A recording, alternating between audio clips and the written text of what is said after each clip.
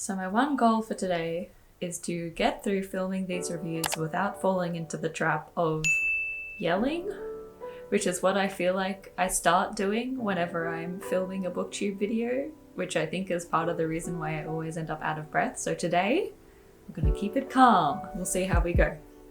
Hi, my name is Jasmine, and today I want to give you a double review of the first two books in the Before the Coffee Gets Cold series. Before the Coffee Gets Cold and Before the Coffee Gets Cold, Tales from the Cafe. This is going to be a mess. I can feel it already. So Before the Coffee Gets Cold is a series of Japanese novellas set in a cafe in Tokyo where customers have the opportunity to travel in time. If they do decide to travel in the past, they have to follow a specific set of rules. So they have to sit in a specific chair, they can't leave that chair, they can only meet people who have visited the cafe, they can't change the present, and they have to return back to the present before the coffee gets cold. There's a lot of other rules as well, but those are probably the most important ones. So because of all of these strict rules around traveling to the past, very few people choose to do it, and those that do are usually choosing to travel because of some desperate need or some very strong emotional drive. So this book is less of a story with a plot narrative and more of a series of character vignettes that's exploring individual customers who have chosen to travel in time and is looking at the reasons why they have chosen to travel in time. I honestly thought that this series was one of a kind, both in the themes and the topics that it was exploring and also in a lot of the aspects of its execution. I also thought that a lot of its charm lies in that uniqueness, and while I can see that this series may not be to everyone's taste, I can almost guarantee that you won't have read a book like it. Another interesting point about this book that I learned is that it was actually originally a play before it became a novel, and that theatrical origin is really prominent in a lot of different aspects of this book, which I will discuss further when I talk about the individual sections of it. Let's first start talk about the setting of this book, which is a very interesting one to think about when you know that it was originally a play before it was a novel. So this book is set in this particular cafe in Tokyo, and you never leave that cafe. Not only that, but this sense of theatre is very prominent, more in the setting almost than in anywhere else. The description of where things are in relation to other things and the positioning of things within the cafe is very specific, and it definitely almost feels like a set description at times. Not only that, but the way the cafe is laid out does actually feel like a stage, and once you notice it, you can't unnotice it. So it was a very unique reading experience to be sitting in this room, almost watching people come and go from the cafe and never really moving from your seat as the reader. Overall, I gave 4 stars. Overall, I gave 4 stars to the setting. I thought it was very strong, but I think perhaps I would have liked to see a little bit less rigidity in some of the way that that setting was handled. So this book was very unique in that it doesn't really have a plot. It certainly doesn't have an overarching plot. It's more of a series of character vignettes. So each book has 4 chapters, and in each of those chapters we follow one specific character and we look at their backstory, their background, their relationships, and then their relationship with whichever one person it is that they are traveling in time to see. So much so that even the chapter titles are named after the relationship that is involved in this particular time travel story. So you'll have the lovers, or the mother and the daughter, or the husband and the wife, that kind of thing. So you're very much following one character for one chapter and then moving on to the next chapter to follow a new character. That being said, there is at least some sense of time passing as you move through the book. It's not like a series of short stories, it's still one connected novella. And that sense of connection and cohesiveness comes from the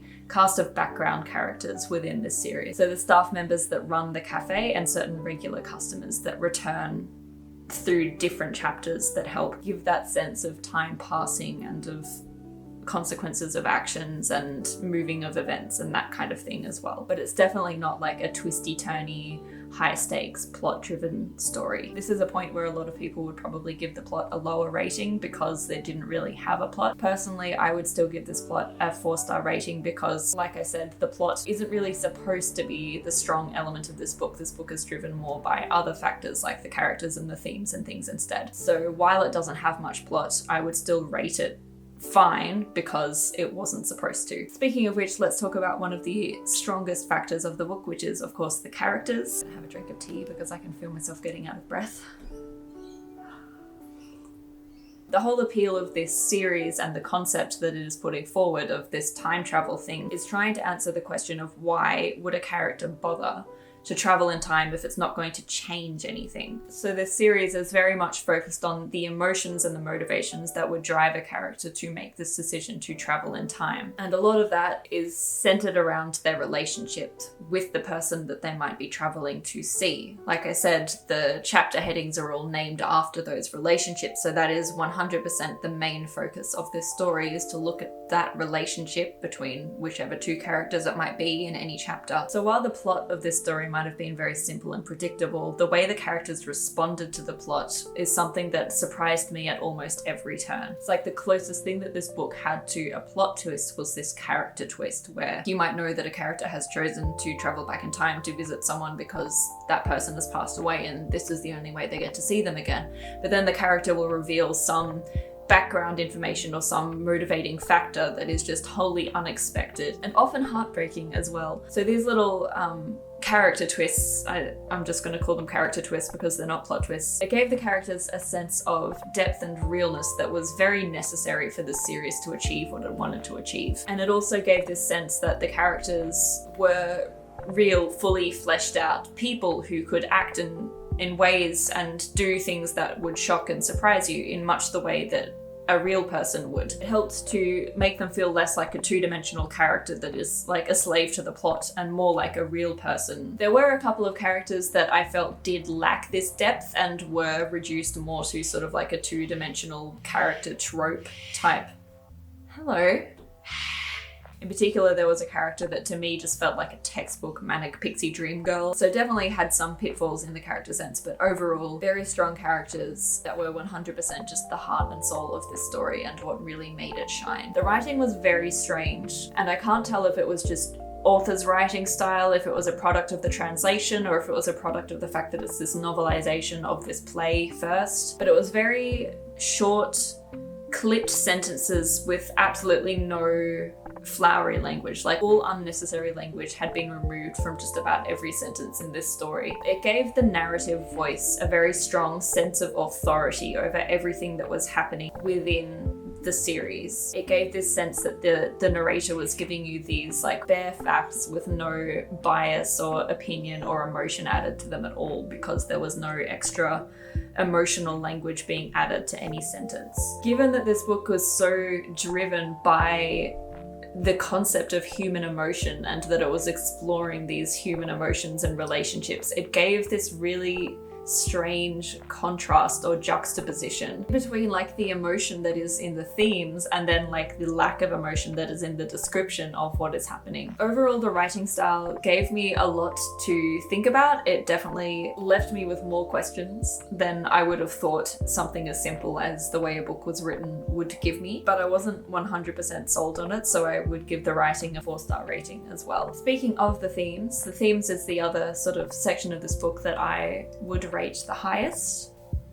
There are some themes that are definitely covered in both books that seem to be sort of an exploration of the series of a whole. I do appreciate that both of the books individually also kind of explored different aspects of this main kind of question. So the first book introduces this concept of why would you bother traveling back in time if you're not going to change anything? And through that question, it kind of explores the question of how much control do we have over our lives if we can't change the way events pan out? What can we change and what do we have control over? And it puts forward this gentle little suggestion that maybe it's not too late to make a change in your life, because just because you can't change the events of the past, or just because traveling to the past doesn't change what's happening in the present, it does give you information that you can use to change the future and to change how you think and act going forward. And then in the second book, it talks about these same kind of topics, but then it also adds a couple of other themes of the idea of living your life in a way that honors the people that you love, and in particular people that you love that you might have lost because they've passed away. It does raise an interesting perspective on it that I had never really thought of before, and I'm not sure if it's a cultural thing or if it's just this author having this particular opinion and sharing it with the world. This idea that denying yourself happiness is just punishing yourself in a way that you don't deserve and that your loved ones would not want to see in you. And overall, through both books, you get this strong sense of this idea that you can't control the events around you, but you can always control how you respond to them. Lots to think about, and lots of little sort of nuggets of thoughts about the meaning of life and of existence hidden in 2 very short books. Those themes and the way they relate to the characters are probably the strongest aspects of this series, and that I would therefore also give the themes a 5-star rating. I thought that reading both of these books was a very unique reading experience, and I am curious to read the 3rd book that is also out in this series, but I don't think I'm ready to read it just yet. I think I need to take a break from how many tears I have cried about all of these characters. But I am curious to read it at some point in the future. They are very short little novellas. Like I said, there's only 4 chapters exploring 4 different characters, and there's kind of only so many pages worth of material in covering those particular time traveling moments. There are some strong characters, both in terms of like the main characters of each chapter and also in the characters that are always there in the background running the cafe. I would definitely recommend giving them a read. There's a lot about these books that I don't think I've seen in any other books that I've read so far, in the writing style, in the setting, in the way the characters and the plot are handled. It's just a very, very unique reading experience all round. And overall, I think I gave a 4.5-star rating to the first book and a 4-star rating to the second book. Yeah, that's where I'll leave it for today. I will see you for another video very shortly, I am sure, and until then, as always, stay classic.